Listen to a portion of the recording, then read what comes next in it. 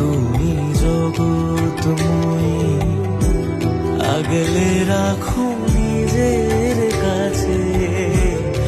এই দুনিয়ায় তুমি ছাড়া কে আছে